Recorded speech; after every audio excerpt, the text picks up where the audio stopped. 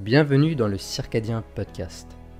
Je suis Dylan Rousselet, chercheur, coach et formateur, passionné par le domaine de l'optimisation du corps et de l'esprit. Et ce que j'aime avant tout, c'est écouter. Écouter les autres. Apprendre de leurs expériences, leurs réussites et leurs échecs. Partager nos forces et nos vulnérabilités. À travers ce podcast, je vous propose des échanges avec des invités qui pensent et vivent différemment. Leurs histoires vont remettre en question vos croyances, vous faire questionner sur vos choix et peut-être vous inspirer vous aussi à changer. Je vous souhaite une belle écoute. Notre incarnation sur cette terre fait de nous des êtres impuissants par nature et chaque instant de notre vie est vécu dans une totale incertitude. C'est ce dont me parle aujourd'hui mon invité, Jérôme Lebel, clairvoyant et mentorant. Il nous partage sa vision de la spiritualité et du développement personnel qui va à l'encontre de ce que l'on a l'habitude d'entendre. Il nous propose également d'accepter pleinement de vivre nos émotions, quelles qu'elles soient, ou encore l'impact que nos perceptions sur le monde peuvent avoir sur nous-mêmes, car comme il le dit, nous sommes les créateurs de notre vie et tout point de vue est juste. Belle écoute. Bon, Voilà, c'est bon, en direct. ça va parler émotion. Ouais, peut-être bien, Il y a ouais. il y a des choses à cracher, à sortir. Des choses à cracher là de suite. Je sais pas, vu la période intense dans laquelle je suis, bon, voilà. Le truc qui me vient. Bah déjà, si tu as envie de t'échauffer un petit peu, est-ce que tu as envie de te présenter pour ceux qui ne te connaissent pas? Ah Hormis le oui, fait que tu sois Jérôme et que tu sois un être humain incarné sur Terre. c'est vrai que je suis pas une star, pas encore. Jérôme, bah, ça fait 10 ans que je chemine dans la spiritualité, vite fait, hein. Suite à un burn-out, voilà, j'ai fait mon petit chemin et maintenant, ben, je m'identifie comme clairvoyant et mentor spirituel. Voilà, rien que ça, hein, carrément, tu vois. Le mec, voilà, en gros, ben, j'ai développé une vision en 10 ans qui m'a permis de relationner avec le monde de façon différente, en tout cas d'en avoir une lecture autre. Voilà, donc expérience dans le développement personnel. Aujourd'hui, je pense que j'ai atteint une certaine vision qui me permet de fonctionner mieux. En tout cas, bon, je dis pas que c'est toujours confortable, hein, mais bon, jusque-là, je pense que trouver une zone de confort infinie, je pense que ça n'existe pas. Mais Hmm, en tout cas, c'est mieux qu'avant, quoi. Voilà, ok. Et d'ailleurs, si pour je les puis dire. personnes qui pourraient être un petit peu. Parce que là, tu as dit enfin, je me définis comme clairvoyant. T'en as qui pourraient se dire tiens, lui, il pète plus haut que son cul, il se dit clairvoyant. Mm. Est-ce que tu pourrais nous expliquer comment ça t'est venu? Parce que c'est vrai que je te connais, on se connaît pas mal déjà, mais tu m'as pas expliqué comment ça s'est venu, cette clairvoyance. Comment tu l'as perçu? Est-ce que c'est quelqu'un qui t'a aidé ou c'est devenu comme ça? Comment ça m'est venu? Ben, ça m'est venu un petit peu comme un cheveu sur la soupe, en fait. C'était il y a pratiquement 10 ans, jour pour jour, quand je découvrais les pierres de lithothérapie. Alors, un truc complètement hallucinant. J'étais juste sur Facebook, il y a quelqu'un qui me demande une séance de médiumnité. Mais j'avais jamais parlé de ça à personne, hein, parce que même moi, je ne savais pas. Donc, la personne me demande ça. Je sais pas, je devais être sur un groupe de pierres de lithothérapie. Et la personne vient me demander une séance de médiumnité. Bon, c'est pas pareil que la clairvoyance parce que bon, enfin quoique déjà à l'époque c'était plus sur ça, enfin c'était plus de la vision, des visions que j'avais. Et en fait, je l'ai fait, je me suis prêté au jeu et en fait j'ai eu une tonne d'infos qui sont arrivées, qui s'avéraient être plutôt tapées dans raisonner en tout cas avec la personne et taper dans le vrai. Et voilà, en fait, c'est comme ça que j'ai découvert. Donc, je me suis pas vraiment pris la tête. Je pense qu'il n'y a pas besoin de faire de stage d'ouverture. Désolé pour ceux qui font ça, mais peut-être qu'il n'y a pas forcément besoin de. En tout cas, il n'y a pas forcément. Les stages peuvent être intéressants. Je vais pas commencer à péter trop plus haut que mon cul, encore plus que l'orgueil que je me trimballe déjà. Ouais, je pense qu'on est tous dotés de ça et en fait, il suffit juste de le développer. C'est comme quand tu fais du sport et que bah, si tu travailles le dos, les pecs, bah, forcément, ils vont gonfler.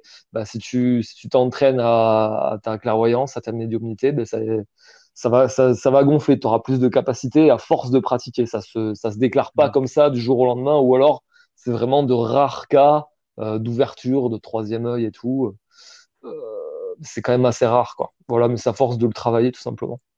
Ok, Donc, intéressant. je fais ça de temps en temps. Mais après, pour préciser, pour la clairvoyance, je m'en sers, mais ce que je remarque, c'est que euh, je passe plutôt le clair de mon temps à donner d'autres angles de vue du réel, une autre lecture du réel, qui ensuite va orienter les gens, d'autres lectures de leur situation et amener à leur réponse. Mais la clairvoyance, je m'en sers, mais au final, pas des masses, parce qu'il n'y a peut-être pas forcément besoin. Voilà. Hmm. Ouais, c'est plus spontané en fait. Ça peut sortir un peu comme à n'importe quel moment et pas forcément l'utiliser comme.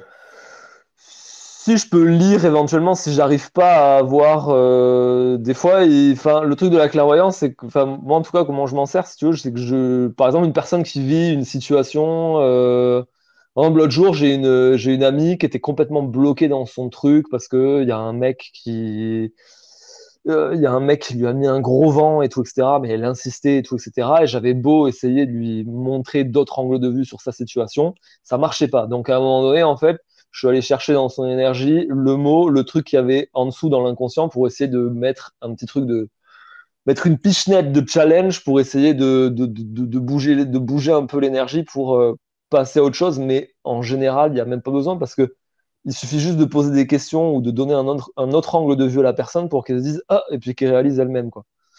Hmm. Donc voilà, c'est pour ça que je m'en sers. J'ai pas l'impression de m'en servir tant que ça au final. D'accord. Voilà. Et du coup, est-ce que on peut utiliser la clairvoyance pour soi-même dans le but de se développer, par exemple? Ben, on passe notre temps à utiliser la clairvoyance pour soi-même en fait. Si tu veux, c'est la clairvoyance que j'utilise, c'est rien d'autre qu'une introspection. C'est-à-dire que si tu veux, si je me mets l'intention de me brancher sur toi et que je regarde ce qui se passe chez toi, en fait, ça résonne chez moi. Donc c'est la clairvoyance, on s'en sert tout le temps en permanence. Quoi, Hmm. quand tu regardes quand tu regardes tes pensées, quand tu regardes tes émotions, tu es déjà en train d'ouvrir une sorte d'introspection, une vision intérieure. Sauf que là, quand tu utilises la clairvoyance, tu te branches sur quelqu'un. Enfin, tu crois que tu te branches sur quelqu'un. Alors qu'en fait, tu passes par l'autre pour te brancher à toi. Tu vois, enfin, tu te branches sur toi et sur l'autre à la fois. Mais enfin, bon, non. Là, c'est c'est peut-être, je sais pas si j'explique ça, si je suis très clair là pour le coup. Mais En fait, ce que tu veux dire, c'est que l'autre, en fait, en fait, ouais, l'être humain, la relation, le relationnel, c'est un miroir, en fait. c'est ça. En fait, si tu veux, c'est qu'on ne peut pas attirer avec la loi de gravitation, enfin la loi d'attraction. Attraction, tu peux pas euh, attirer des personnes avec qui tu n'es pas en résonance Carrément. à un endroit. Donc du coup, il te suffit juste de te brancher à l'autre pour revenir sur toi. Enfin, c'est pareil, on est tous dans une espèce de matrice où on est tous imbriqués les uns les autres. On a un endroit où il n'y a plus vraiment d'autres, ni toi. Enfin, tout est mélangé, quoi. Enfin, je le vois comme Hmm. ça. Je sais pas si je suis très clair. Bah, pour moi, c'est compréhensible. Si, Après, ça va. chacun l'interprétera comme il peut. Et, Yes. euh, et d'ailleurs, c'est un truc, tu vois, la clairvoyance, c'est un truc que j'ai l'impression que ça commence à venir Ouais. avec toutes ces années de méditation, d'introspection, de développement de mes énergies, tout ça. Alors, tu saccades depuis tout à l'heure, je sais pas si c'est moi ou Je toi. saccade? Ah ouais? Ouais, je sais pas si tu Merde. te vois fluide. Ou peut-être que c'est même de Euh, ma Wi-Fi, je ne sais pas. Si c'est que l'image, ça va. Moi, je te vois très très bien. En tout cas, c'est même dingue comme c'est fluide. Euh, mais je sais pas, je suis en Wi-Fi. Ah, peut-être que je saccade parce que je suis en train de télécharger un jeu vidéo. Bravo, bravo. Attends, je vais Ah couper la Xbox. ah, super! Voilà, voilà, très bien. Bravo la spiritualité. Hein, voilà, purée. Hein. Bravo. Hein. Un jeu Putain, où le il faut tuer les matérialiste, gens. toi. En Le plus, tu tues matérialiste. des gens, bah super. Tu entretiens la vibration de guerre. Ah ouais, non, mais je passe mon temps à jouer aux jeux vidéo. Franchement, c'est scandaleux. C'est scandaleux. Après, je m'étonne d'être fatigué. Ouais. La lumière artificielle, hein, va falloir que je te briefe sur ça. Ah, putain, merde. Ouais, non, mais là, là, j'ai zéro, là. Après, je viens de voir, ah, je suis fatigué, je sais pas ce que j'ai, c'est pour ça. Ouais. Ouais, donc du coup, je disais que j'ai l'impression, tu vois, qu'il y a cette espèce de clairvoyance qui commence à venir. Ouais. Et c'est des espèces d'intuitions, tu vois, qui viennent comme ça. Et je commence vraiment à différencier, en fait, quand c'est une intuition Mhm. plutôt que quand c'est le mental. Et je commence à sentir la différence parce que l'intuition, en fait, c'est une voix qui, elle est furtive, ça dure que quelques secondes, mais tu sens au fond que c'est la vérité. Ouais. Que tu veuilles l'écouter ou pas, tu le sens. Enfin, moi, en tout cas, c'est comme ça que je le perçois, tu vois. Alors, je sais pas si l'intuition et la clairvoyance, c'est à peu près la même chose ou pas. Et du coup, je suis en train de plus en plus de développer ça. Et, je sais pas, toi, ce que tu en penses, si l'intuition et la clairvoyance, c'est la même chose. Je t'avoue, je me pose pas ce genre de questions. Je sais pas. Honnêtement, j'en sais rien du tout. Moi, si je me branche sur quelqu'un, j'ai un ressenti, un feeling dans le corps. Je le lis. Je m'occupe vraiment de pas savoir si c'est vrai ou si c'est faux. Vraiment pas. Alors là, c'est des trucs, vraiment, je m'occupe pas du tout, quoi. Hmm. Je sais pas, c'est vraiment un feeling. Tu sais, quand tu arrives dans une pièce ou quand tu arrives dans un lieu, tu vois, tu sens l'ambiance directe. Tu sens Carrément, ouais. qu'est-ce qui se passe. Ben voilà, c'est ça, en fait. Ouais. Pour moi, c'est ça la clairvoyance. C'est juste que c'est juste que tu te branches. Tu vois, c'est comme si quand tu te branches à quelqu'un, c'est quand tu poses la main sur quelqu'un, tu peux savoir s'il est chaud ou il est froid, tu vois. Ben là, c'est un peu Hmm. pareil, sauf que tu utilises d'autres capteurs, je sais pas trop où. Enfin, un champ magnétique, tu vois, Ouais. infini. Après, est-ce que c'est, tu vois, le mental, est-ce que c'est le vrai, est-ce que c'est faux, ça, je sais pas. Après, j'ai rarement des trucs, il y en a qui s'appellent ça clairaudience. Moi, j'ai rarement ça. Enfin, si, des fois, je m'amuse à communiquer en intuitif avec mon chien. Alors, pareil, je me demande pas si c'est vrai ou si c'est faux. Je discute avec lui. Tu sais, ça va, Loulou, tu veux venir parler? Voilà, j'aime Vas-y, bien assis-toi, je te ça. sers un verre, je te sers des croquettes. Tu veux des petites croquettes? Loulou, viens! Viens, et tu vas participer au live. Viens. Tu vois, si tu as des choses à dire. Voilà, je fais ça comme ça, un peu vraiment au feeling, quoi. Viens, Loulou. Voilà. Je te présente mon bébé chien. Il est magnifique. Ouais, oui, il est beau, mais oui, qu'il est beau, mon petit chien. Voilà, donc je fais ça, ouais, je fais ça peinard. Je sais pas vraiment, j'ai pas vraiment appris, je sais pas comment ça m'est venu. Hmm. Enfin, dans les détails, je sais pas, ça m'est venu Ouais, et naturellement. puis en définitive, on n'a même pas à se poser la question de si c'est vrai ou pas, parce que déjà, on le sait pas, on le saura jamais. Et encore une fois, on refait intervenir le mental, donc du coup, on brouille tout en fait. Ouais, bah en fait, si tu veux, c'est un truc qu'on a naturellement. Toi, tu te demandes pas comment bouger ton bras. Hmm. Bah, tu te demandes pas si c'est le mental, si tu bouges vraiment ton bras ou si tu crois que c'est, tu vois, tu te poses pas toutes ces questions. Ça se fait. On le fait déjà tous naturellement et on le fait tous très bien. Tu vois, quand quelqu'un te parle ou on se sent vraiment très très bien tous les uns les autres. Quand quelqu'un est en train d'essayer de t'entuber, tu le sens. Ça se Ouais, sent. clairement. Ouais. De plus en plus, je le sens. Ouais, mais enfin, c'est tout le monde a ça déjà, quoi. Après, le truc, c'est y porter de l'attention et puis muscler ce truc-là, mais vraiment, c'est pas si compliqué. Justement, c'est le fait de compliquer le truc qui rend le machin de plus en plus inaccessible, quoi, en Ouais, fait. Parce que ouais, la clairement. plupart du temps, en fait, moi, ce que je remarque, des fois, je suis sur des groupes de médiums ou tu sais, de partage de ressenti, c'est que les gens cherchent à avoir des trucs vrais et prouvables. Or, dans cet endroit-là, t'as absolument rien de prouvable, rien de vrai. C'est le plus gros frein dans tout ça, je pense, c'est arriver à dépasser ce truc de vouloir que les trucs soient vrais. Tu vois, et de vouloir balancer un truc qui est complètement à côté de la plaque et te dire, ouais, t'es mauvais, t'es nul. On m'a déjà dit, t'es nul comme clairvoyant. Mais franchement, parce que voilà, j'étais tellement blindé d'attente que j'attendais que quelqu'un me dise, bah, c'est de la merde. Comme ça, j'ai bien ressenti mon truc de reconnaissance, machin, mon truc de rejet, tu vois. Et après, ben, une fois le truc fait, ben, t'en fous, tu fais ton truc parce que t'aimes bien, puis voilà, Hmm. simplement. Ouais, puis en fait, enfin, tout ce qui est expérience mystique, intuitif, clairvoyance, tout ce que tu veux, ça, Mhm. en fait, c'est des expériences qui sont subjectives. Et en fait, on peut pas le prouver par la science. Et c'est Non. pour ça qu'aujourd'hui, il y a encore autant de séparation entre la spiritualité et la science, bien que ça se rejoint de plus en plus grâce à la physique quantique et à d'autres expériences. Et en fait, c'est les matérialistes qui se disent, bah, moi, j'y croirai quand je le verrai. Et en fait, dans la spiritualité, c'est un peu l'inverse. C'est plus, tu le verras quand tu y croiras. Quand tu développes suffisamment de croyances, quand tu développes suffisamment de foi, c'est là justement où tu vas, d'une certaine manière, plus t'ouvrir aux énergies, à l'invisible, et que tu es plus apte à recevoir. Ouais, mais enfin, même si je peux même détracter un peu le truc de la science, c'est qu'au final, la science, si tu veux, il y a toujours un truc à prouver avant. le truc qui a été prouvé. Tu vois, genre, si je reviens au Big Bang, euh, bon, apparemment, là, il a été prouvé, mais là, on a prouvé un truc qu'il y avait avant le Big Bang. Ben, il va falloir prouver le truc qu'il y avait avant le Big Bang pour pouvoir prouver ce truc-là. Donc, en fait, c'est justement le fait de vouloir une certitude. Et puis même les scientifiques, tu vois, on peut même rejoindre les deux, tu vois, le clairvoyant et les scientifiques. Le scientifique, il a toujours besoin de douter de ce qu'il fait s'il veut continuer à avoir de l'espace pour se poser des questions sur ce qu'il a fait et avancer. Ben, c'est un peu pareil en clairvoyance, si tu veux. Si tu arrives et que tu veux une certitude, tu fais pas d'espace pour laisser passer l'info. Il faut justement, c'est vraiment un truc existentiel chez l'homme, hein. C'est ce truc de justement n'avoir aucune certitude. Le seul truc qu'on peut être sûr en tant qu'être humain, c'est qu'on peut être sûr de rien. Et vivre Ouais. avec ça, enfin moi je suis en train de traverser ça en ce moment, Ouais. que je fuis depuis un paquet d'années, je te dis que c'est difficile. Mais quand justement tu es OK avec cette ouverture, là tu fais de l'espace et tu as les informations qui arrivent. Là tu peux Mm. bouger en fait. C'est justement parce qu'on n'est pas sûr que ça rentre. Mais la plupart du temps, hein, les gens qui essaient de d'ouvrir leur capacité veulent taper dans le juste. C'est juste pas possible. Justement, taper à côté des centaines de fois.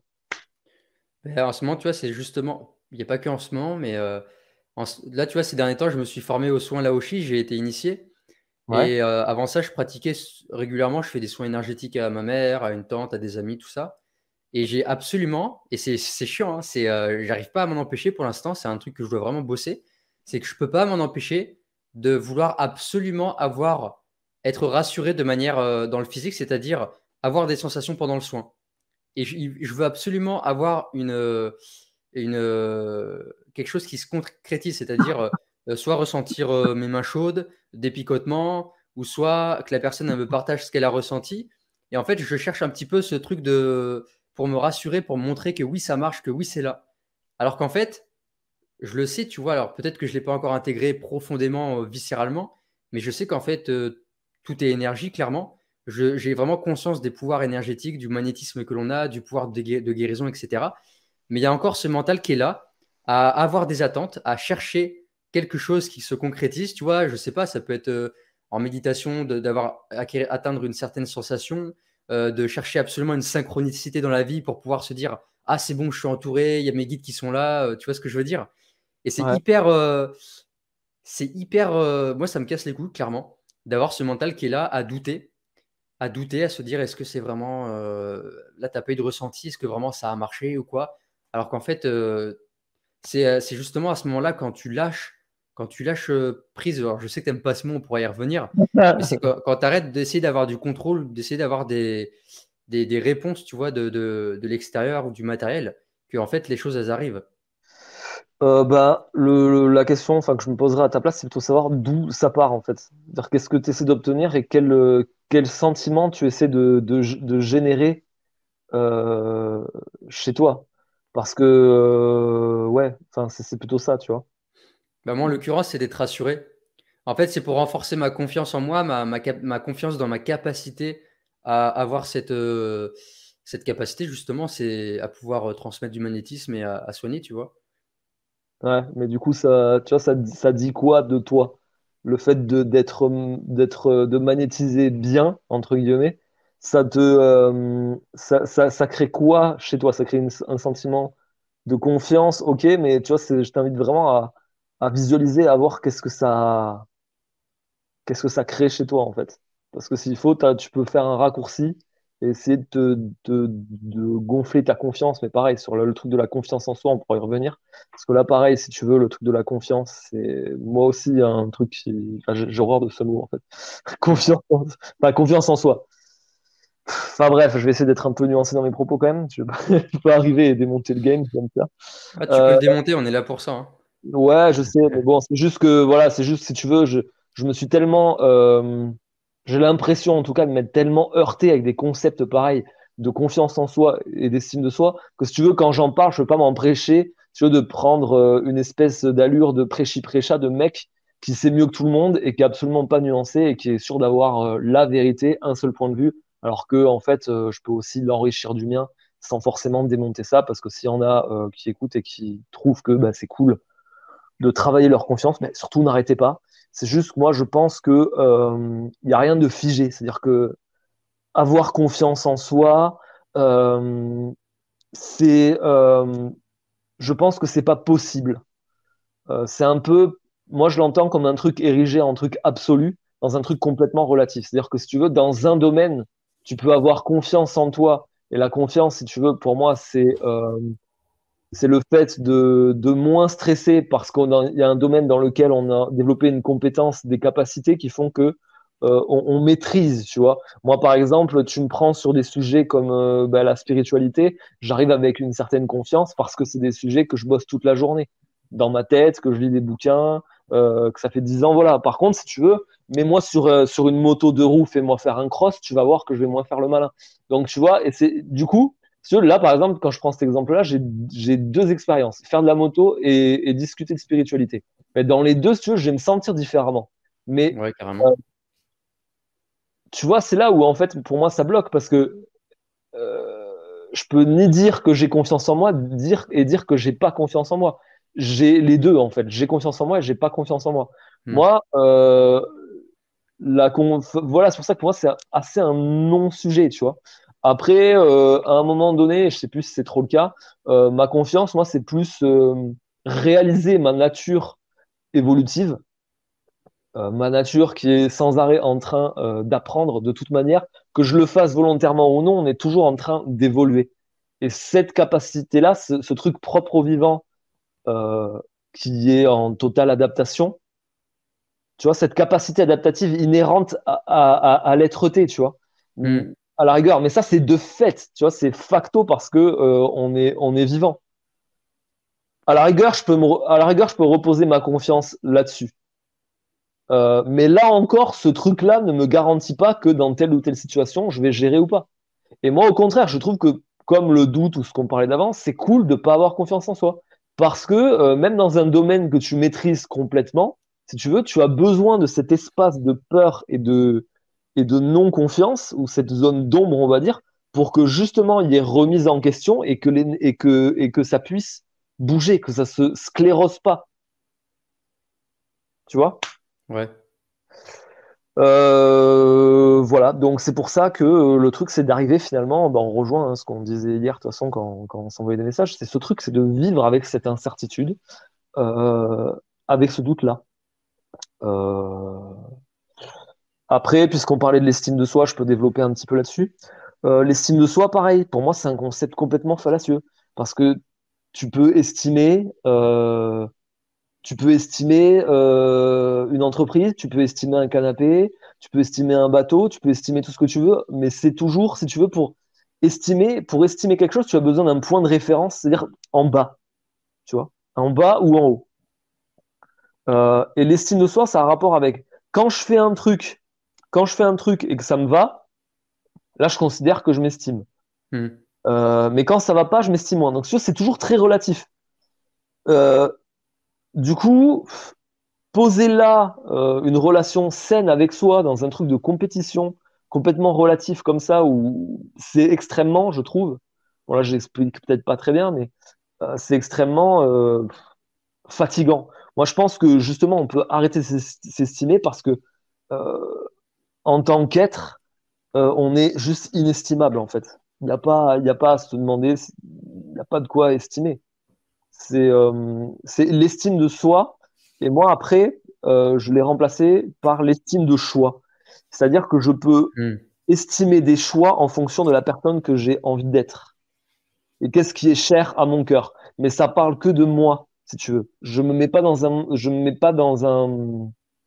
Ça parle de moi, mes choix, mais ça ne s'oppose à rien. Et là, si tu veux, je me repose sur mes valeurs, qui j'ai envie de devenir. Et là, l'estime de choix, ben, je la trouve plus probante. Tu vois, par exemple, si j'arrive dans une relation dans laquelle je me fais pas respecter, fréquemment manipuler, ou que je vis pas la bienveillance à laquelle j'aspire, euh, bah, c'est mon choix, moi. Je préfère les trucs bienveillants. Je préfère vivre quelque chose de doux, de bienveillant, mais c'est pour moi. C'est parce que j'aime ça. Mais c'est pas parce que la douceur et la bienveillance, c'est bien à l'extérieur et que j'estime ça. Tu vois ce que je veux dire? Hmm. C'est pas parce que je m'estime, c'est parce que c'est mon choix, moi, c'est tout perso, quoi. Tu vois? Je remets le truc dedans. Je sais pas si je suis très clair, mais En gros, quand tu parles de la notion d'estime de choix, c'est donner de l'importance à ton choix sans le juger. c'est ça, c'est parce que les choix que je fais me permettent d'exprimer la personne que j'ai envie d'être. Alors que l'estime de soi, je dois toujours prendre une valeur, je dois toujours me comparer aux autres, je trouve. Tu vois? Ouais, je vois ce que tu veux dire. Ou me compare, ou même pas, ou même si je me compare pas aux autres, je dois juger, je dois, et encore, tu vois, même le mot estime de choix, je le trouve finalement. Mais en fait, là, de ce que je comprends de ton point de vue, c'est que l'estime de soi, ça serait comme si tu aurais constamment à côté de toi un professeur qui serait là à te juger de ce que tu fais, oui ou non, comme bien ou mal, ou etc. Et que du coup, en fait, ça serait pour moi, c'est clairement pas de l'amour inconditionnel envers soi-même, ça serait de l'amour conditionnel, c'est-à-dire, je vais m'apprécier en fonction de ce que j'ai fait, de si je suis fier de moi ou pas, Hmm, tu vois? ouais, je, ouais, j'ai l'impression de tourner un peu en rond. Euh, Enfin, c'est le mot, moi, c'est le mot estimer qui me gêne en fait. Vraiment, Hmm. pour résumer, s'estimer, tu vois. Par exemple, je sais pas ce que ça vous fait, mais moi quand quelqu'un me dit je t'estime,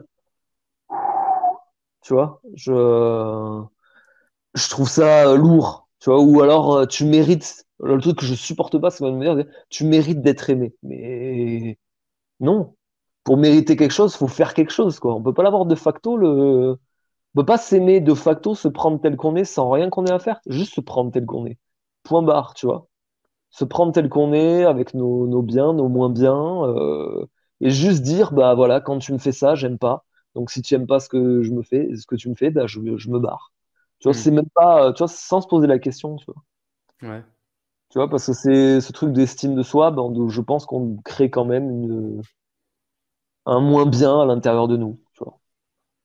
Enfin, c'est toujours une lutte. Pour moi, ça révèle ça après. Est-ce que je suis au clair avec ça? Je sais pas. J'espère être clair. Enfin, en tout cas, si je suis pas Hmm. clair, me le dire, comme ça je peux préciser ou développer ma pensée. Non, mais pour moi, c'est clair. Mais Ouais. du coup, est-ce que tu pourrais enquiller sur, tu vois, toutes ces notions de développement personnel, ça rejoint un peu ce que tu disais, mais tu vois, toutes ces notions de bien, de mal, de se développer, tu vois, toutes ces notions, parce que moi, j'en ai fait une overdose de développement personnel, de devenir la meilleure version de soi-même, toujours être le meilleur, développer sa confiance en soi. Euh, Aujourd'hui, je suis plus je crois que c'est un peu cette approche que tu as, c'est bah, en fait, on est juste des êtres humains et point barre, quoi. Il suffit juste de vivre sa vie d'être humain. Et un chêne, parce qu'aujourd'hui, on a tendance à vouloir être quelqu'un qu'on n'est pas, à trop se comparer aux autres. Et c'est un petit peu à l'image, par exemple, je sais pas, c'est comme si un chêne, il voulait demain se prendre pour un olivier. Ouais. Ça marchera pas, en fait. Et en fait, j'ai l'impression qu'aujourd'hui, dans ce monde-là, on est constamment en train de se leurrer les uns les autres et de se leurrer aussi envers soi-même. Parce qu'on recherche, en fait, je sais même pas ce qu'on recherche. L'être humain, il court après des trucs qu'il sait même pas. Il se perd totalement dans son mental. Il se perd totalement dans sa vie. Et après, il est obligé d'aller faire des stages de développement personnel, de lire des bouquins pour essayer de se retrouver parce qu'il s'est tellement noyé dans tout ce marasme à vouloir absolument rechercher je sais pas quoi, en fait, le bonheur, l'argent, le succès, la reconnaissance. Bah, pour moi, si tu veux, c'est aussi le truc dont on parlait hier. C'est justement l'espace de doute qu'on a, si tu veux. C'est la conscience de nous-mêmes et de notre environnement, la façon qu'on a d'être au monde en tant qu'humain, de prévoir, d'ailleurs, cette possibilité de se projeter, nous met dans une profonde crise existentielle. Chose qu'ont pas les animaux. Ils ont pas Ouais. apparemment pas, enfin, je sais pas. Qu'est-ce que t'en penses, toi? Enfin, visiblement pas, ils n'ont pas la capacité de se projeter et d'être anxieux. Enfin bon, s'il y en a, les véganes me diront peut-être que oui, parce que les animaux ressentent. Mais bon, en tout cas, bref, dans tous les cas, c'est pas un problème. Les animaux ont le droit d'avoir leur névrose aussi, hein. Mais en tant qu'être humain, si tu veux, on doit vivre avec cette permanence angoisse de comment ça sera. Il n'y a rien pour nous rassurer. Et c'est ce truc-là qui justement fait qu'on va avoir tout le temps une remise en question et qui va nous permettre de nous projeter, d'évoluer. Et aujourd'hui, si tu veux, avoir la possibilité, là j'ai la possibilité grâce à ça, de toucher un portable et de parler avec toi alors que tu es à Nîmes et de se voir et tout. Voilà, c'est ça qui nous a permis. Et à la fois, si tu veux, il y a comme une quête chez nous, une quête de vouloir revenir dans un état matriciel dans lequel on ne sentirait absolument plus aucune angoisse. Et pour ça, on utilise plein de stratégies. On utilise le développement personnel parce qu'on croit pouvoir vaincre la vie. Et on croit, et on a un point imaginaire qui est ce point de bien-être, ce bien-être et qui est juste aussi parce que ça part d'un endroit où on essaie d'éviter la souffrance et c'est l'instinct de survie. Et en tant qu'être vivant, c'est tout à fait sain et légitime. Sauf que si tu veux, nous, avec notre conception et notre capacité de concevoir la vie, on essaie d'inventer des stratégies de développement personnel pour essayer d'incarner la meilleure version de nous-mêmes pour vaincre la vie. Mais en fait, le truc, c'est que ça ne marche absolument jamais. J'allais dire un truc, mais ça m'est sorti de l'esprit. Ça veut pas revenir? Ça va revenir. Euh, Et oui, oui, voilà. Et du coup, parfois, avec des outils, on a l'impression que ça marche, tu vois. On a l'impression que ça marche. Tu vois, genre que moi, ça fait 10 ans que je me trimballe. Enfin là, je l'ai lâché il y a 2 jours. Ça fait 10 ans que je trimballe, que je crois que c'est moi qui gère mes émotions. Ou que j'ai une libération émotionnelle. Ou une transmutation. Comme si tu veux, c'était moi l'artisan de ça. Alors que c'est comme si tu veux, tu avais le marronnier en bas qui se disait bah tiens, j'ai fait des marrons. C'est grâce à moi parce que j'ai bien travaillé sur moi. Que dalle, en fait, si tu veux. C'est juste, il y a des saisons, il y a des saisons. Et quand on a une libération et une résolution, on croit que c'est nous parce qu'on a bien travaillé sur nous, alors que non. C'est advenu parce que nous sommes évolutifs. Mais par contre, en tant qu'être humain, puisqu'on est 100% responsable de comment on perçoit les choses, on peut avoir la sensation d'avoir bien travaillé sur soi. Donc on peut, et là je suis pas en train de dire qu'il faut tout arrêter et arrêter le développement personnel si ça vous fait du bien, si ça fait du bien.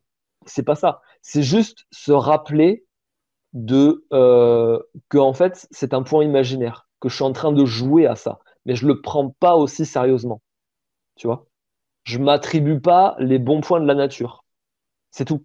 Ça me permet, si tu veux, que quand il m'arrive que des merdes. Par exemple, moi, en ce moment, il m'arrive une bonne grosse merde. Je viens d'être licencié économique. Ouais, et franchement, j'en peux plus. Je me dis pas que c'est parce que j'ai mal travaillé sur moi. Tu vois, ça va de pair. Si tu te dis que tu as bien travaillé sur moi, ouais, j'ai bien travaillé sur moi, j'ai bien avancé. Mais du coup, si tu te dis ça, tu vas forcément me dire quand ça marche pas, ah merde, je suis qu'une merde, j'ai pas assez travaillé sur moi. Alors que non, que dalle, c'est une saison.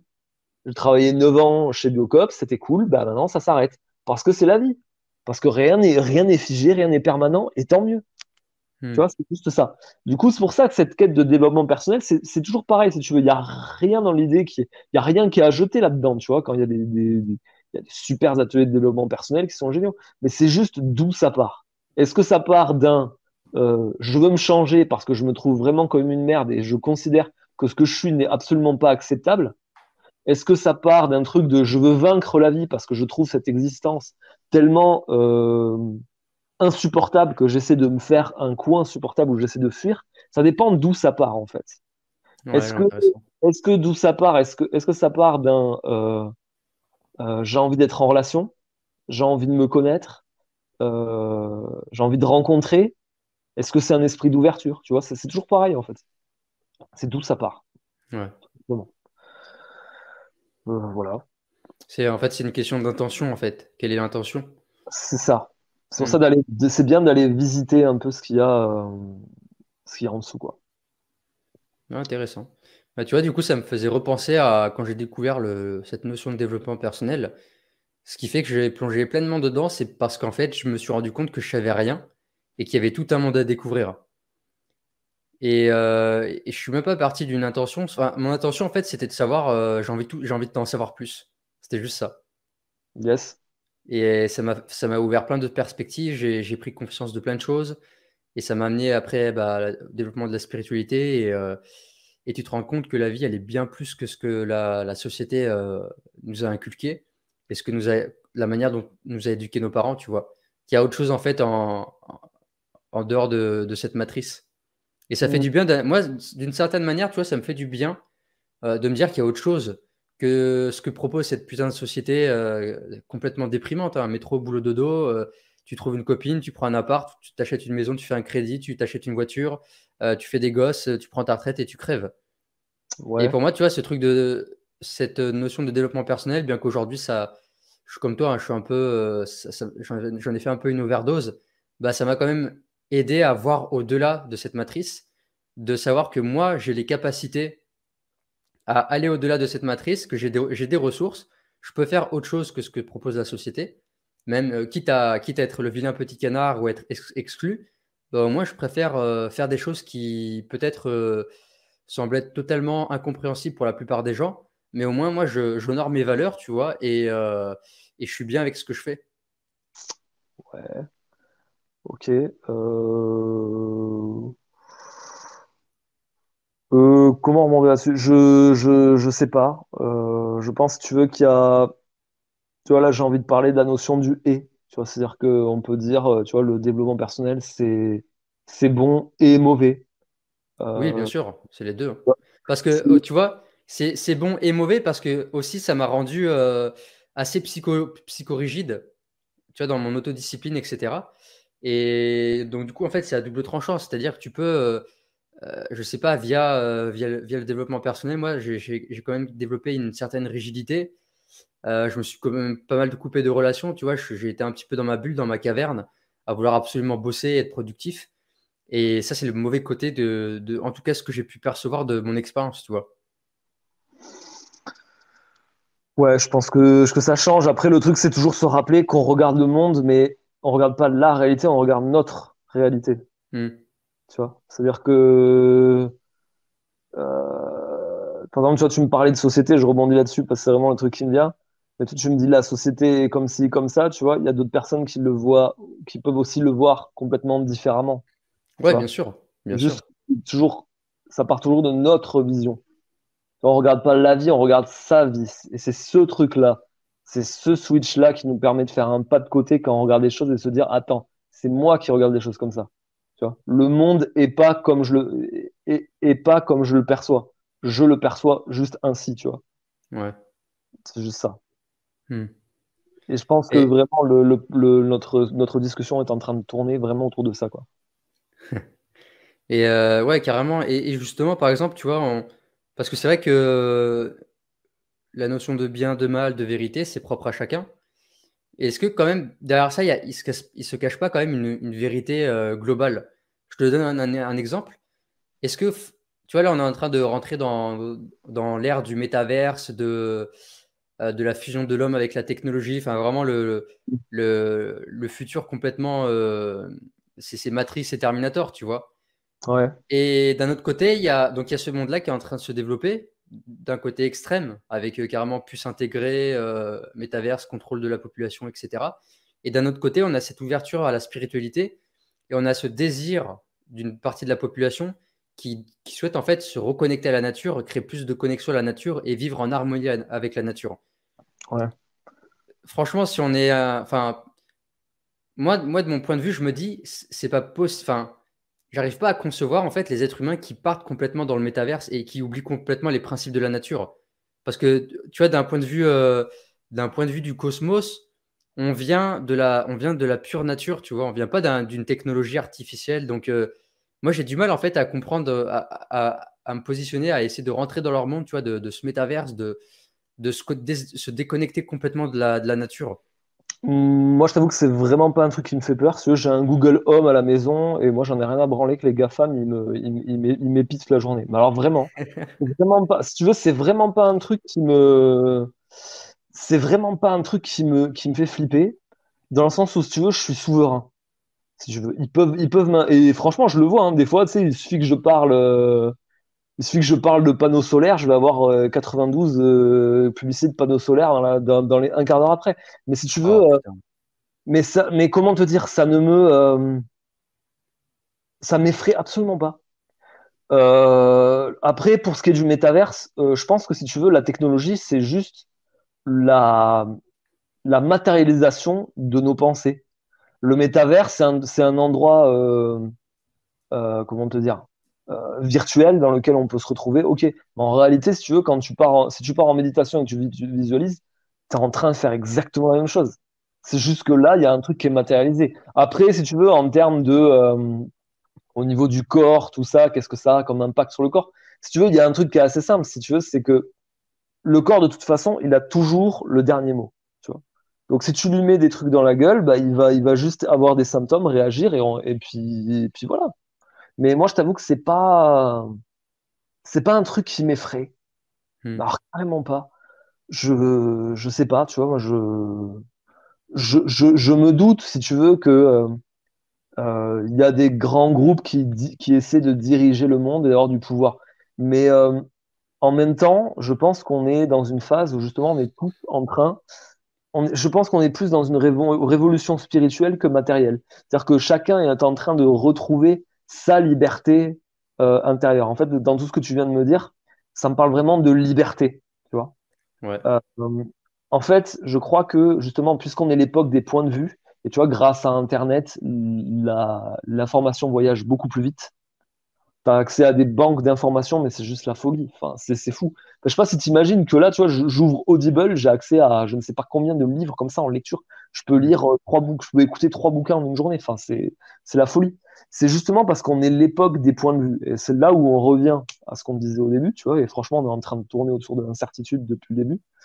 Euh, c'est tous ces points de vue, tu vois, parce qu'en ce moment, c'est ça à la télé, si tu veux. Toi, t'as la montée des extrêmes. Alors, t'as un mec qui dit ça, ouais, ça c'est bien. Bah, on va prendre l'exemple de l'alimentation. T'as un côté, on va te dire, ouais, l'alimentation c'est bien parce que tu manges ça, c'est bien, la viande c'est pas bien. Tu vas de l'autre côté, et le mec te dit, ouais, la viande, c'est génial, faut en manger tout le temps, et là, c'est absolument super. Et en fait, t'écoutes tous ces discours-là, et ils sont tous super probants. Sauf qu'à la fin, t'es là, t'es comme un monde, tu dis, mais attends, je prends quoi en fait là-dedans? C'est parce qu'en fait, Exactement. tout le monde a raison et tort à la fois. Ben, Exactement. moi, je crois qu'on est arrivé à cette époque-là où, en fait, chacun va s'apercevoir qu'on est en train de regarder, chacun regarde sa réalité et pas la réalité. Et Hmm. c'est à ce moment-là où on est OK de vivre avec cette incertitude, ce truc qui fait ben, péter les plombs, clairement, cet espace même de solitude avérée, que chacun peut retrouver sa liberté intérieure, mais pas de liberté de droit ou pas une liberté de droit, d'exister et tout, non, juste une liberté de créer. C'est moi qui crée les événements, qui crée le monde dans lequel je vis.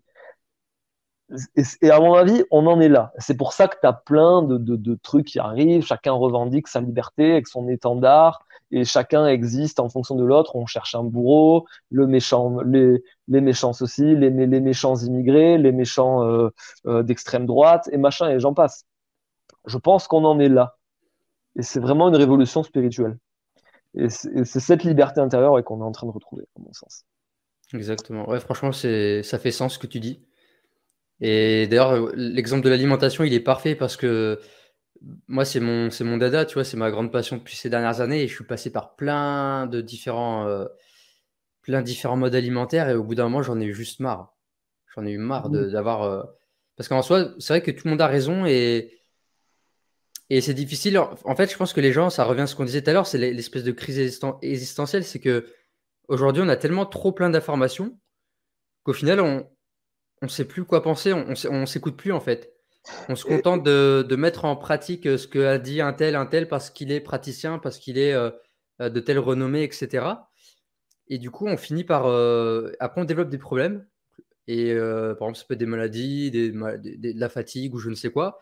Et puis on va se dire, bah tiens, je comprends pas, ça va pas en ce moment. Pourtant, je fais tout ce qui est bien, tout ce qu'on m'a dit de faire. Et en fait, on a complètement perdu dans ce monde où il y a une surabondance d'informations. On a complètement perdu cette connexion à soi, de s'écouter en premier en fait. c'est justement la surabondance d'informations qui va faire que tout le monde va se mettre à se réécouter, en Ouais. fait. C'est Hmm. justement, c'est justement parce que euh, on récupère. En fait, c'est pas de faire un choix qui est important, c'est d'avoir le choix. C'est même pas d'en faire un. C'est-à-dire que tu dois pas choisir. Je vais prendre cette alimentation. Je vais prendre le régime végétarien. Je vais prendre le régime crudivore. Je vais prendre le régime que de la viande. Je sais que j'ai le choix. C'est moi qui crée mes choix. C'est ce truc-là. Et à la rigueur, si je rebondis quand même sur ce que tu disais au début sur le truc de la vérité vraie. À la rigueur, euh, je pense que intrinsèquement à l'être humain, il y a une sorte de nature humaine qui ont à voir avec, qui sont très bien modélisées en forme de besoin de la CNV. Tu vois, besoin de bienveillance, besoin de tendresse, besoin de douceur, besoin de connexion, besoin de partage. Pour moi, c'est le tronc commun de l'humanité, comme disait Marshall Rosenberg. Euh, et à la rigueur, c'est ce truc-là auquel on est en train de revenir naturellement, euh, qui, à la rigueur, euh, qu'on pourrait, à la rigueur, ériger comme une part de la vérité, mais une vérité humaine, en fait. Pas la vérité absolue, la vérité humaine. Parce que tu vois, en tant qu'être humain, quand tu es vraiment connecté, je pense, à ta nature, et tu es vraiment connecté ouais, à ton environnement, à la nature, à ton, allez, je vais dire un mot un peu New Age, mais enfin bref, connecté à ton cœur, t'as pas besoin d'une loi qui vienne te dire que si tu tues ton prochain, tu vas être emprisonné. Il n'y a pas besoin de ça. Enfin, moi, perso, j'ai pas besoin d'une loi qui m'interdise de violer, hein. Honnêtement, j'en ai pas envie, hein, sans déconner. Vu ce que Hmm. ça me fait dedans, si je me projette là-dedans. Je pense que juste des fois que l'être humain, ben, justement, dans sa capacité à se projeter, a la capacité de se sortir de son ressenti, de sortir de là, euh, et peut être déconnecté. Mais tu vois, justement, quand on sait qu'on regarde la vie et pas sa vie, et qu'on arrête de se faire des ennemis, et qu'en fait, c'est dedans, on le sent quand on fait du mal à quelqu'un, ça nous fait mal, en fait. Donc on le fait juste parce qu'on n'a pas envie de le faire. Il n'y a pas besoin de loi, en fait. Tu vois. Quand, Carrément, ouais. quand tu sais que tu es dans un monde codépendant, que tout ce que tu fais a un impact sur ton environnement, t'as pas envie d'aller voler quelque chose à quelqu'un. Hmm. T'as pas envie de faire ça. T'as pas envie.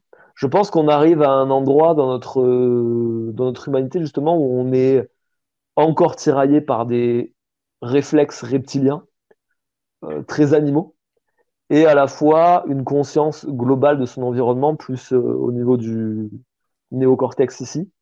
Et je pense qu'on est tiraillé entre les deux et qu'on est en train de sortir de là. Voilà ce que Ouais, je pense. je vois, ouais. Et, Et et pourtant, quand, il y a des personnes, tu vois, qui volent, qui font du mal. Tu penses tu vois, en fait, elles ont pas d'humanité. Enfin, elles ont pas de, je trouve pas le mot, mais elles ont aucune. Je perds mes mots. Mais tu vois ce que je veux dire? Pourtant, il y a des personnes qui font du mal, qui volent, qui vont mentir, qui vont aller cambrioler, qui vont aller faire des choses atroces. Mais peut-être que de leur point de vue, c'est juste en fait. ben, en fait, il faut savoir que chaque personne qui fait du mal est investie par le bien. Je vais dire un exemple volontairement provocateur et je vais prendre le plus hardcore possible. Voilà, désolé pour ceux que ça choquera, mais par exemple, tu vois, si tu changes de point de vue, on va prendre Adolf Hitler, hein, tu vois, toujours, c'est lui, tu vois, c'est le mal incarné. C'est toujours lui, ouais. Le mec, si tu veux, alors ok, tu vois de l'extérieur, t'es là, mais c'est et je dis, alors attention, je mets des trigger warnings partout et je mets des surligneurs parce que je sens que je risque de m'en prendre plein la tronche. Je suis pas en train de dire que ce qu'il a fait est acceptable et défendable, hein. Attention, ne taxez pas de Hmm. néo-nazi, ça suffit. Je suis juste en train de switcher de point de vue pour voir d'où ça peut partir chez lui. Le mec, en exterminant, en montant des camps de concentration, le mec, son truc en dessous, c'était créer un monde meilleur. Hmm. Le mec était investi par le bien. Chaque personne derrière un flingue dans ce monde est investie par le bien. Les mecs ouais, les mecs qui braquent, ils se sentent, je sais pas, sûrement désabusés quelque part et ils pensent qu'ils sont en train de faire une justice sociale en braquant. Si tu veux. Ils pensent qu'ils sont investis par le bien. Euh, voilà. C'est tout ce qu'il faut savoir. Si tu veux, c'est d'où ça part. Après, la gueule que ça prend est inacceptable, c'est sûr. Mais en attendant, ça part de là. Et je crois que c'est justement en en réalisant ça que on peut euh, arrêter de se faire des ennemis, si tu veux. Hmm. Arrêter de chercher un ennemi. Bien sûr que si quelqu'un se fait agresser devant vous et que vous êtes en mesure de défendre cette personne, faites-le. C'est juste que si tu veux, à l'intérieur de toi, si tu ne vois, tu perds la vision d'ennemi. Tu sais que dedans, il y a quelqu'un qui est blessé, qui peut être profondément blessé ou qui est complètement déconnecté. Tu le vois plus comme un ennemi.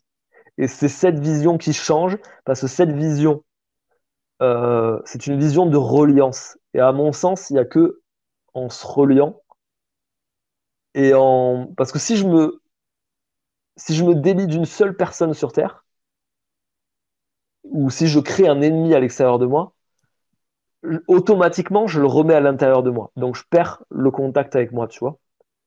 Hmm. Et c'est sortir de cette vision d'ennemi qui fait, à mon avis, qu'on devient des artisans de la paix, tu vois. Ouais. C'est-à-dire qu'on fait la paix et qu'on ne devient plus des pacifistes, parce que le pacifisme, c'est vraiment essayer d'enlever tout conflit. Il y aura toujours un conflit parce que c'est inhérent, je pense, à la dualité. Tu vois, il y aura toujours un conflit quelque part. Sauf que là, si tu veux, on voit la paix plus comme un processus et une manière de se relier, d'aller comprendre, d'aller chercher en profondeur plutôt que chercher un ennemi et essayer de l'évincer.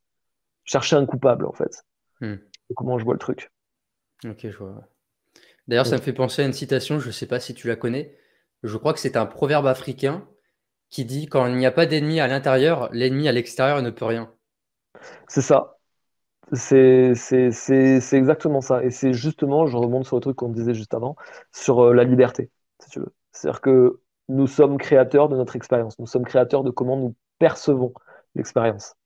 Et donc, personne n'a la possibilité de nous faire du bien ou a la possibilité de nous faire du mal, si tu veux. Hmm. Quand quelqu'un vous frappe, ça arrive chez vous. Enfin, c'est assez curieux. Enfin, même moi, j'ai du mal, si tu veux, à adhérer à cette vision. Mais c'est toujours moi qui crée ma douleur. Ouais. Ça part toujours de moi. Voilà, en gros. Mais tu vois, il y a des personnes, par exemple, qui pourraient se dire, je sais pas, par exemple, quelqu'un qui subit on va prendre encore on va rester dans les extrêmes. Une personne, par exemple, qui se fait violer. Ouais, Et quand on lui dit, ouais, mais c'est toi qui crée ta réalité, tu vois ce que je veux dire? Quand on dit, ouais, mais c'est toi qui te l'as attiré, c'est toi qui as créé ta réalité, c'est toi qui as créé cette douleur. Souvent, bah, c'est dur à entendre pour la personne. ça n'enlève rien, si tu veux, au côté victime, si tu veux. Hmm. Ça n'enlève rien au côté victime. Il y a chialer la victime. Encore une fois, on ne dit pas que c'est acceptable. Il n'y a pas de truc à se dire en mode euh, je. Il n'y a pas inculpé. Tu vois, on crée pas, on crée de notre conscient, mais on crée aussi de notre inconscient. Alors, c'est vrai que c'est délicat là dans ce cas, mais bon, je, c'est tout ce qu'on est en train de parler de là, c'est pour aller chercher dans l'inconscient ce qui a pu euh, vouloir cette situation en nous, tu vois. Parce que dans notre nature, si tu veux, notre nature est non duelle, c'est-à-dire qu'elle ne mesure pas ce qui est bien ou ce qui est mal, mais il y a différents étages, si tu veux. Il y a l'étage en dessous, c'est ben, c'est bon, je vais le dire comme ça. L'étage en dessous, je me fais violer, c'est horrible, c'est le pire truc de ma vie, j'en peux plus, mais qu'est-ce que j'ai fait pour mériter ça? C'est vraiment horrible. Et au-dessus de nous, dans l'inconscient et le subconscient, il y a ah, enfin, je peux aller revisiter l'abus chez moi. Enfin, je peux aller ressentir l'insécurité que c'est. Enfin, je peux m'autoriser à ressentir ça parce que j'en pouvais plus de vivre avec la défense que je me mettais dans le monde, avec comme je rentrais. Par exemple, moi, quelqu'un qui se fait. Par exemple, moi, je me suis fait agresser quand j'avais 16 ans, ben, en réalité, quelque chose en moi, alors, je sais plus, je l'ai visité il y a pas longtemps, mais là, je m'en souviens plus, mais quelque chose en moi a souhaité ça, a souhaité que ça m'arrive parce que j'avais besoin que quelqu'un vienne réveiller, vienne me dire, t'es là, t'es au monde, t'es vivant, me ramener une sorte de réalité, tu vois. Ou même, j'ai même souhaité ça parce qu'en fait, quand je me suis fait agresser à 16 ans, je me suis fait tabasser, ben, ça m'a permis de commencer à créer une dépression qui s'est prolongée depuis des années avec une espèce de peur du monde qui m'a amené à un burn-out. Et quand j'ai fait mon burn-out, j'ai pu m'ouvrir à autre chose, à m'ouvrir à une autre façon de voir le monde si j'avais pas fait mon burn-out. Donc, c'est jamais dans l'absolu aussi binaire. C'est le pire et le meilleur en même temps, mais j'insiste sur le et. Et tout ce que je dis là, c'est pas pour rendre acceptable, justifier le viol, justifier l'agression. On est juste en train de parler de spiritualité et comment on peut prendre du recul avec tout ça, augmenter ses points de vue pour justement sortir de la roue du hamster et répéter les mêmes choses. Je me défends là parce que franchement, je sais que c'est là, je marche sur des œufs, donc j'essaie de faire gaffe, quoi. Parce qu'après, même si on le souhaite, la souffrance, elle est réelle. La douleur, elle est réelle. Même si c'est nous qui la créons, c'est bel et bien réel. Ok? Ça fait mal pour de vrai. Même si on y joue. Voilà. C'est justement le truc de la vie, c'est que ça fait mal pour de vrai. Ouais, puis ça me fait, ça rejoint un petit peu la philosophie stoïcienne que j'essaie d'appliquer au quotidien et que j'essaie de travailler un maximum, surtout pendant les événements qui sont désagréables ou les émotions. De ce truc de ce ne sont pas les perceptions, ce ne sont pas les choses qui nous font du mal, ce sont les perceptions que l'on a. C'est la Ouais. manière dont on perçoit l'événement. Et j'expliquais, une fois, j'avais fait un réel ou une vidéo, je me rappelle plus. Et j'expliquais en fait que si tu prends d'un point de vue factuel, c'est-à-dire, tu prends par exemple un extraterrestre qui arrive sur Terre, il connaît absolument rien des lois humaines, des lois qui ont été créées, qui ont été régies. Il connaît absolument pas le bien et le mal. Donc, en fait, l'extraterrestre arrive avec un point de vue totalement neutre, c'est-à-dire il est là, il voit rien. Admettons, et là je vais prendre encore un cas extrême, il arrive, on va dire, il est au-dessus d'un pays en guerre, par exemple, tu vois, et il voit un soldat en train d'abattre des enfants et une femme. Lui, de son point de vue, dénué d'émotions, dénué de croyances, dénué de dogmes, dénué de conditionnement social et mondial, pour lui, en fait, il va juste percevoir l'événement. Oh, ok, il y a un être humain qui tue un autre être humain, mais lui, en fait, il porte aucun jugement. Bien Donc, sûr. en fait, si on arrive à comprendre ce point de vue, et encore une fois, je suis pas en train de dire, parce que je vais aussi me dédouaner, je suis pas en train de dire du tout que un soldat qui tire sur un gosse, c'est bien ou que c'est acceptable. Je suis pas en train de dire ça du tout. Je suis en train de dire que du point de vue de l'extraterrestre, n'importe quel. Ou je vais prendre un autre exemple, la naissance d'un enfant. La femme, elle est là, elle pleure, le père et la mère se prennent dans les bras tous les trois avec le nouveau-né, et ils pleurent, ils sont pleins d'émotions. Et bah, l'extraterrestre, il va regarder ça, il va être neutre. Ah, il va pas être plein d'émotions lui aussi. Tu vois ce que C'est je veux ça. dire? C'est Et en ça. fait, le but du jeu pour moi, et j'essaie vraiment d'y travailler, des fois je m'entraîne en méditation, en visualisation, c'est de me dire, ok Dylan, demain, tu perds ton grand-père, tu perds ta mère, tu perds un frère, essaye un maximum de t'en détacher. De se dire, ok, ça fait partie de l'ordre du monde, ça fait partie du cosmos, de la nature, ça fait partie des lois naturelles. Toi, tu n'as aucun contrôle sur ça. Et il ne dépend que de moi, en fait, d'avoir une certaine neutralité face à cet événement. Alors, évidemment, si un jour ça arrive pour de vrai, je vais ressentir voilà, je vais me mettre à pleurer, je vais pas être bien. Mais l'idée, en fait, c'est de pas, en fait, se laisser démonter ou pas se victimiser parce qu'il nous est arrivé un événement douloureux dans notre vie. Et pour moi, il y a plein de gens, malheureusement, qui vont se laisser complètement abattre ou se laisser aller par la vie, tomber dans la dépression, dans le burn-out, dans la drogue, parce qu'en fait, ils n'ont pas su percevoir de la bonne, je n'aime pas dire bonne manière, mais ils ont pris un point de vue d'une situation qui leur est arrivée et ils l'ont tourné à leur désavantage, tu vois? Ouais. euh, je, Est-ce que vraiment, enfin, je sais pas, je pense pas que c'est possible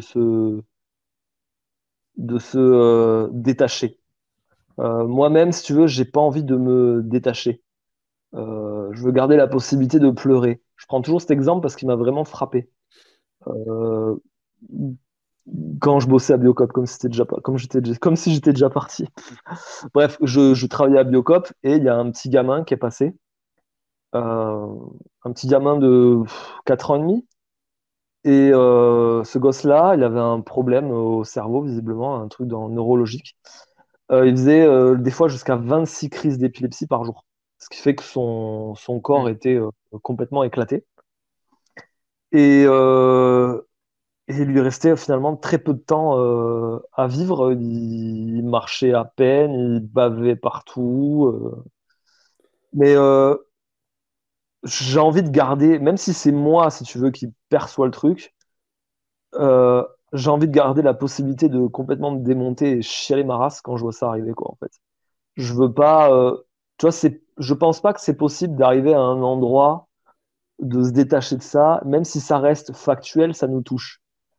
Hmm. C'est simplement, c'est juste ça. C'est-à-dire, on cherche pas à changer nos points de vue ou changer notre façon de ressentir les choses parce que ça serait pas honorer l'être humain que nous sommes, si tu veux. C'est juste, je me souviens que c'est moi. Si je me souviens que c'est moi qui perçois comme ça, si tu veux, ça me donne l'espace pour, si tu veux, ne pas, pour détendre le ressort émotionnel, tu vois, et pas le, et pas me re-raconter l'histoire 107 000 fois, tu vois. Il y en a des fois, tu vois, on a remarqué, enfin, j'ai remarqué des fois, des gens qui pleurent, mais parce qu'ils pleurent pas vraiment, c'est-à-dire qu'ils se re-racontent l'histoire et ils revivent la scène, tu Ouais. vois. Mais c'est comme l'entretenir. Alors tu sais que c'est toi qui es en train de regarder la scène et c'est toi qui es en train de l'apercevoir, mais tu chiales à mon cou, tu vois. Bah, toi, se laisser prendre, mais se détacher, tu vois, je crois pas que ça soit. Enfin, honnêtement, dans mon expérience, c'est juste impossible. Parce qu'au final, si tu veux, qu'est-ce qui se passe en dessous de ce détachement? Ben, c'est de l'attachement. C'est-à-dire, je m'attache à me détacher. Mais c'est tout ce que je Hmm. peux faire. Ok, C'est- ouais. Je m'attache à essayer, si tu veux, de pas sombrer, si tu veux. Mais c'est toujours une tentative de vaincre le truc. C'est juste pas possible, si tu veux. Il y a pas moyen, si tu veux, de sortir, de s'extraire de la vie et de prendre que le bon côté. En essayant, enfin, je veux dire, en méditant en haut d'une montagne pendant des heures, en étant stoïcien, en lisant les Nietzsche, en se foutant dans des bains glacés, en bouffant des graines, il n'y a juste pas moyen. Il y a ce qui nous fait du mal, il y a ce qui nous fait du bien. Et quand ça nous fait mal, on le prend dans la tronche. Quand ça nous fait du bien, on en jouit, tu vois. Mais moi aujourd'hui, j'ai vraiment pas envie de me détacher, tu vois. Je veux pouvoir avoir mal, je veux pouvoir chialer encore, quoi. Tu vois. T'en penses? Mais ouais, franchement, c'est beau ce que tu dis. En fait, c'est ce qui définit l'être humain, c'est qu'il est capable de, d'exprimer toute une palette d'émotions qui vont de la plus agréable à la plus désagréable.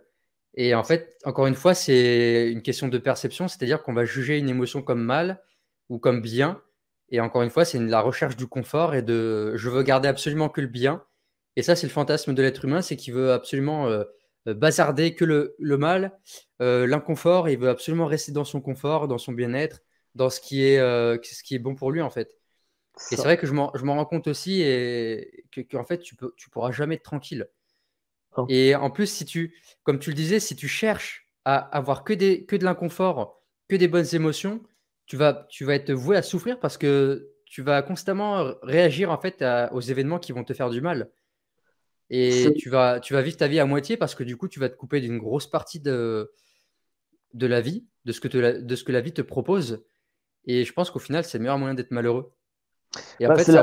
ça rejoint ce qu'on dit depuis tout à l'heure, c'est qu'en en fait, on ne contrôle rien et on est dans l'incertitude la plus totale et que il y a juste en fait de lâcher tous ces trucs mentaux, tout ce qu'on a appris et je pense juste s'incarner et juste vivre en fait.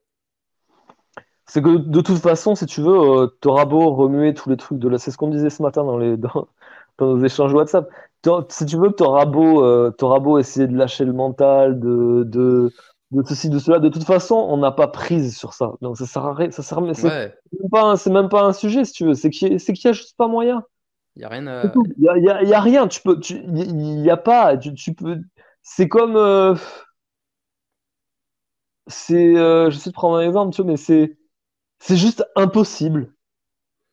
T'auras beau avoir tous les trucs spirituels de la vie, bah, ce truc-là d'incertitude et de la vie ça va bien, la vie ça me fait mal, ben, t'as juste ton conscient et tu fais ce qu'il faut pour, si tu veux, bah, le moins souffrir possible et te faire une existence la plus agréable possible. Mais tu sais que ça peut arriver. Il faut vivre avec cette incertitude et cette possibilité-là. Point Hmm. barre. C'est tout. Il y a même pas à lâcher le mental ou quoi. C'est de fait, si tu veux. Il n'y a rien à faire. C'est de fait. Il n'y a rien à faire pour ça. C'est ce qui est. Ouais. C'est ce qui est. D'ailleurs, est-ce que tu peux nous partager, parce que là, tu as dit que enfin, tu me l'as dit aussi en message, que tu t'es fait licencier de Biocop. Est-ce que tu peux nous partager comment tu gères au niveau émotionnel? Qu'est-ce que tu ressens? Comment tu essaies d'interpréter ça? Comment tu essaies de te représenter ça enfin, comment tu gères en fait, tout simplement. Et Euh, nous expliquer un petit peu la situation en détail pour que les gens puissent bien comprendre. Et qu'est-ce que bah, ça fait en toi? Quelles émotions ça ravive? bien sûr, je peux tout dire, évidemment. Mais après, voilà, je dois juste te dire que je gère rien du tout. Je le prends dans la face. Je le prends comme un raz-de-marée. Euh, voilà. Je sais d'expérience que si tu veux, dans chaque opportunité du pire, il y a aussi le meilleur qui arrive. Donc, si tu veux, déjà, quand c'est arrivé, si tu veux, juste, je me souviens que bah, déjà, c'est moi qui regarde le truc comme ça, que c'est ma perception, que ça n'appartient qu'à moi, qu'il y a des milliers d'autres façons, parce que, toi, moi, je le vois comme ça, mais une autre personne dans l'entreprise peut aussi dire, ah, putain, je peux enfin me barrer. Puis alors même si même moi, je me consulte moi, enfin bref, moi, je vais essayer de prendre le truc du début. En fait, j'ai fait un burn-out en 2012, c'était il y a 10 ans, jour pour jour. Et là, je m'en remettais il y a 10 ans à peine. Ça fait 10 ans que je suis dans la spiritualité, c'est mon anniversaire, bougie. Du coup, voilà, je sortais du burn-out dans lequel j'avais vécu beaucoup d'angoisse. Je me suis mis à travailler à Biocop. Je suis arrivé vraiment par hasard. Enfin, c'est arrivé comme ça, quoi. Et je suis arrivé dans une bulle sociale. Il se trouvait que ben, à l'époque où j'ai commencé en 2014, le bio vivait une période de croissance monumentale de entre 15 et 20%, il me semble, par an. Ce qui est colossal, ce qui est l'inverse de ce qu'on vit depuis le Covid, en tout cas. Donc, je suis resté dans cette bulle sociale où, en fait, il y avait un climat extrêmement bienveillant dans l'équipe, avec une patronne qui était vraiment concernée par mon bien-être et me considérait vraiment en tant qu'être humain, chose que j'avais pas forcément dans l'aéronautique. Donc, je suis arrivé là et j'ai fait mon truc là-dedans avec toute la joie que c'est de découvrir tout ça. Donc, bon, j'ai signé mon CDI. Et moi, si tu veux, bah, j'ai mis ma sécurité dans ce CDI. C'est-à-dire que si tu veux, je me croyais à l'abri de mon burn-out. Je me croyais à l'abri du besoin d'être. Parce que je me suis dit, ça terminerait jamais. Sauf que bah, depuis le Covid, bah, le magasin va pas très bien. On pensait passer au travers. Bon, depuis la sécurité, on a pris dans un truc. Donc j'ai mis ma sécurité dans ce bout de papier dans le CDI. Et je croyais vraiment que ça allait que voilà, que ça terminerait jamais. Sauf que ben, manque de bol, inflation, Covid, bah, le magasin a coulé. Donc je me prends un licenciement économique là. Donc juste, si tu veux, ce truc-là m'a juste rappelé qu'en fait, rien n'est immuable, que tu as beau signer le bout de papier, le CDI, que tu as l'impression d'être en sécurité, bah, que dalle, du jour au lendemain, ça peut s'arrêter. Tu peux avoir un gros tas de pognon, bah, que dalle, ton pognon, du jour au lendemain, il peut ne plus rien valoir.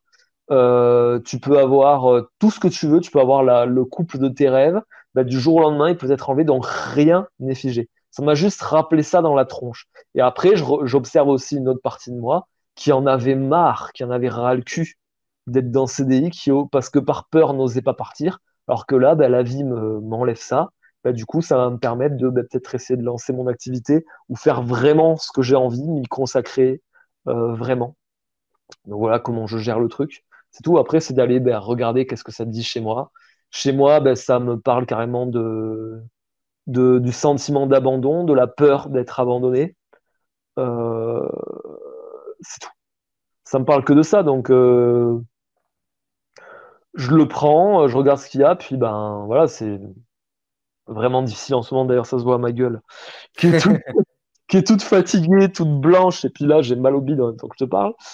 Euh, mais ouais, voilà, c'est tout, je le prends. Je cherche à me relier à ce qui se passe à l'intérieur de moi, mais pas d'essayer de vaincre ou de me calmer ou de. Tu vois? Hmm. Voilà, en gros, je sais pas si j'ai tout dit, Ouais, si, c'est beau et merci d'ailleurs de partager ta vulnérabilité mais avec parce que joie. c'est ça qui, tu vois, c'est bien dans ce monde aujourd'hui des réseaux, des podcasts, des vidéos, on veut montrer que que la belle partie de soi, moi je suis parfait, je suis compétent dans ça, je suis ceci, je suis cela. Et toi, tu ramènes vraiment l'être humain à l'humilité, au fait qu'on soit juste un être humain et que bah on a juste en fait à se prendre de ce qui se passe dans la gueule un petit peu sur Terre, parce qu'on est un petit peu sur Terre démunis en fait, avec une incertitude la plus totale, Mm. avec l'inconnu en fait, on est complètement dans l'inconnu tout le temps. Et l'être humain, il est à la recherche justement, et ça c'est au niveau archaïque, tu en parlais tout à l'heure, ce besoin absolument d'être dans le connu, dans le familier, et de se rassurer et de Mm. rester dans la sécurité. Et en fait, par les expériences de la vie, bah, là comme toi tu le vis, on se rend compte en fait on peut tout perdre du jour au lendemain. C'est ça. Et je pense qu'il y a plein de personnes, les personnes qui nous écoutent, je pense qu'elles en ont fait l'expérience d'une manière ou d'une autre, que ce soit la perte d'un travail, la perte d'une relation, d'un être cher, euh, d'une maladie, enfin peu importe, de se rendre compte en fait que peut-être même que tu vois, si on lâcherait encore une bonne fois pour toutes ce truc enfin accepter en fait de dire la vie elle est incertaine et d'arriver un petit peu à faire comme les bouddhistes, c'est-à-dire tu vois, les bouddhistes, ils sont complètement détachés du fait d'avoir des désirs. Mais je pense pas qu'ils soient attachés au fait d'être détachés d'avoir des désirs. Tu vois, en fait, il faudrait arriver à ce stade-là, en fait. En fait, si tu veux, bah, dans ce que tu me dis, tu vois, tu me dis accepter que la vie est incertaine. Ça même pas accepter, si tu veux. Oui, c'est même pas accepté. Encore une fois, tu vois, je suis conditionné par. C'est que la vie est incertaine. Point barre. C'est tout. C'est la nature des choses. Il n'y a même pas Ouais. à se d'accepter. C'est comme ça, c'est tout. On peut essayer de se cacher et de se. C'est comme si tu veux, c'est comme si là j'avais un lion qui essayait de me bouffer et que je me mettais un bandeau derrière les yeux. Je disais, il n'y a plus de tigre, il n'y a plus de tigre. Mais non, que dalle en fait. C'est juste pas possible. Après, au niveau des bouddhistes, j'ai pas trop compris ce que tu voulais dire. Les désirs, tout ça. J'étais sur Bah, autre chose. la philosophie bouddhiste, c'est d'être détaché, en fait, d'être détaché de la souffrance, de nos désirs. Parce qu'en fait, selon les bouddhistes, ce qui nous fait souffrir, c'est le désir que l'on a. C'est l'attachement, tu Ouais, mais vois. ouais, Et ouais, du bien coup, sûr. en fait, il faudrait, ça rejoint ce que tu disais tout à l'heure, il faudrait qu'on. Et encore, et on rentre vraiment dans des sujets très, très complexes. En gros, il faudrait qu'on atteigne la capacité à ne plus chercher l'attachement, donc à être détaché de tout, entre guillemets, sans pour Mm. autant être attaché au fait de vouloir se détacher des choses. Parce qu'encore une fois, sinon, on garde un attachement. Euh, je pense que enfin, pour moi, en tout cas, c'est pas ça. Hmm. C'est que je ne prends plus aussi sérieusement les choses, si tu veux. Tu peux avoir des désirs. Tu peux avoir le désir d'un couple, tu peux avoir le désir de n'importe quoi dans ta vie. Tu sais juste, si tu veux, que tu es en train de jouer à un jeu et que c'est pas si sérieux. Pour preuve, tu Ouais. vois, t'as beau avoir, bah, c'est un peu ce qu'on disait dans le live sur le bien-être. C'est-à-dire, t'as beau avoir, si tu veux, il y a bien des gens qui ont tout réussi et qui pourtant sont malheureux comme les pierres. Comme quoi, Hmm. ce que l'on possède et ce que l'on croit saisir ne change rien. C'est la façon dont on perçoit l'expérience qui détermine comment on ressent l'événement. Donc c'est pour ça que si tu veux, quand moi je me mets à désirer quelque chose, je me souviens que c'est mon point imaginaire. Mais après, je fais tout pour réaliser mes désirs, évidemment. Seulement, je le fais à partir d'un endroit où c'est moins sérieux, où il y a de l'air, si tu veux. C'est-à-dire que par exemple, quand j'avais pas de copine et que je voulais un couple, ben, je ne me mettais pas à me dire, si j'ai pas de couple, je suis fichu. Je sais que je suis en train de jouer à un jeu. Ouais. C'est juste ça. Mais après, faites tout pour réaliser les trucs qui vous tiennent à cœur, tu vois. Parce que après, on peut aussi désirer de ne pas désirer. Ça reste quand même un désir. Et moi, je me suis fait avoir hyper longtemps avec ce truc-là. J'essayais Hmm. d'annuler tous mes désirs et en fait, je mettais tout dans une cocotte minute, puis à un moment donné, je pétais un boulard et je pétais toute frustration et je faisais n'importe quoi. Ouais. Donc, c'est plus ça, en fait. C'est-à-dire se rappeler que c'est des points imaginaires qu'on fixe, c'est tout. C'est juste un point imaginaire. Hmm. Juste ça. Magnifique. Bah écoute, on va terminer sur une dernière phase. Est-ce que tu pourrais, les personnes là qui écoutent, par exemple, qui traversent des problèmes, peut-être que certaines personnes même qui traversent aussi des licenciements économiques, on va prendre cet exemple, qu'elle a écouté le podcast et a dit, OK, mais ce serait quoi, là, la première étape, qu'est-ce que je pourrais faire concrètement pour l'impliquer dans ma vie? Est-ce que tu aurais un conseil, des partages, un exercice qu'elle pourrait faire? Venir me voir sur Instagram et puis demander une séance avec moi. Ah non, mais c'est ça le projet. Je prends le malheur des gens et je m'en occupe. Ah, et je me fais de l'argent dessus. Je sais pas, quel est call to act donc tu me dis une personne qui a un licenciement économique, là, quoi faire? Je dis ça, mais ça peut être n'importe quel événement, une perte, tu vois, quelque chose de très désagréable. Une personne là qui est en train d'écouter le podcast et qui peut-être même qui a, je sais pas, qui a perdu un enfant, qui s'est fait violer, qui a vraiment, tu vois, quelqu'un Bah, qui traverse quelque chose de très très inconfortable et qui a du mal vraiment ou peut-être même qui est déprimé. bah, pff, euh, si c'est ouais, un truc très très grave, donc, enfin, on va dire. Ou pas, hein, ça peut être. Ouais, n'importe. Bah, je sais pas. Honnêtement, j'ai pas envie de changer ça, tu vois. C'est-à-dire que ben, fais donc les choses qui te font du bien, il y a que ça à faire. Je vois pas qu'est-ce qu'on peut faire. Il y a pas. Je sais pas. On est là. C'est tout ce que je peux dire, honnêtement. Ok, bah merci à tous d'avoir écouté ce podcast. Non, mais je sais pas, franchement, je ne sais pas quoi dire. Ouais, je comprends, ouais. Parce que, quand on a mal, point. Quand on a mal, c'est le moment d'avoir mal. C'est pas le moment d'avoir bien. C'est pour ça, je ne sais absolument pas quoi dire. Ça fait mal, tu vois. Hmm. 1 heure et quart de podcast pour arriver à ça, mais c'est ça, en fait. Si on arrive consciemment, si tu veux, à se dire quand ça fait mal, ça fait mal. Et quand tu as juste accepté, tu vois, c'est ça que c'est là où on arrive, c'est accepter son impuissance, en fait, tu vois. Moi, c'est ça que je traverse depuis 3 jours, c'est d'accepter mon impuissance.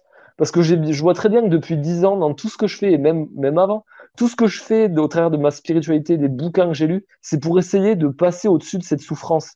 Mais c'est juste pas possible parce qu'en fait, j'ai un mal de chien à accepter mon impuissance.